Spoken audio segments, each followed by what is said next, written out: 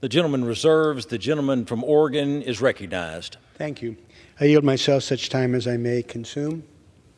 The gentleman is recognized. Thank you, Mr. Speaker.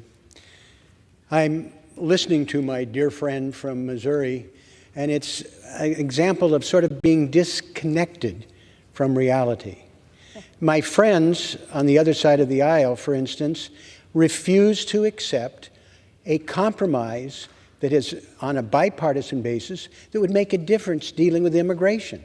I think that will rank along with Speaker Boehner's refusal to accept the bipartisan Senate compromise for immigration, wouldn't even allow it to come to the floor to be voted on. And today, we're having an exercise in futility. There's no carbon tax pending, and they have nothing here that would be significant. It's a non-binding resolution. And as I say, it is disconnected from the reality. The reality, for example, for those of us on the West Coast, is that the climate crisis is real. It becomes more apparent and urgent every day. This winter was the warmest winter on record in the United States, 5.4 degrees higher. 2023 was the world's warmest year on record. In fact, the 10 warmest years have occurred in the last 10 years. And what's the response from our Republican friends? They make stuff up. They move away from solutions that would make a difference. Every independent analyst, Republican and Democrat alike, agrees that the way that we're going to deal with carbon pollution, notwithstanding some of the climate deniers on the other side of the aisle, is a carbon tax. The rest of the world is moving in this direction. Having a price on carbon is the most efficient, cost-effective, and fair way to deal with this crisis. But they're having none of it. As I say, they're making stuff up in the face of things that have real consequences. There are people dying in the Pacific Northwest from the unprecedented heat wave.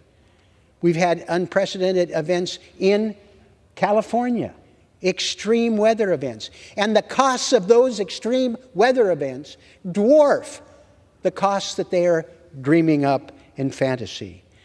In 2022, the climate disasters totaled more than $165 billion. The United States needs to double down on our investments in the Inflation Reduction Act to halt the worst and the most expensive consequences of the climate crisis.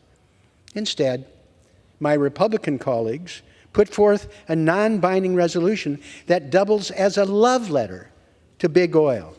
It paints a grim picture of the impacts of a tax on carbon, a picture that is, in fact, completely divorced from reality. Areas that have placed taxes on carbon have fostered innovation, and it's a preferred approach for most of the thoughtful business community. The global cost of climate change is estimated to be over $3 trillion per year by 2050.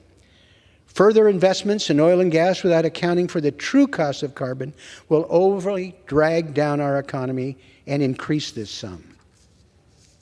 Moreover, this resolution purports to show concern about the costs to American families associated with the carbon tax, particularly the poor, the elderly, and those on fixed income. Those are the people that are going to pay the cost most dramatically from continued efforts to allow the climate crisis to move forward. Every single Republican voted against the Inflation Reduction Act, a bill that has already saved households hundreds of dollars in energy costs, not to mention hundreds more on prescription drugs. They all voted against it. Yet their constituents are benefiting. They don't care about reducing the cost back then, and we shouldn't fall victim to their attempts to pretend about reducing costs now. The longer we fail to deal meaningfully with the climate crisis, the defining question of the 21st century, our answer will determine the lives of our children and grandchildren. We've made already significant strides in lowering costs, investing in clean energy. This love letter to Big Oil is absolutely the wrong step, and it's one they will be unable to justify to their children and grandchildren.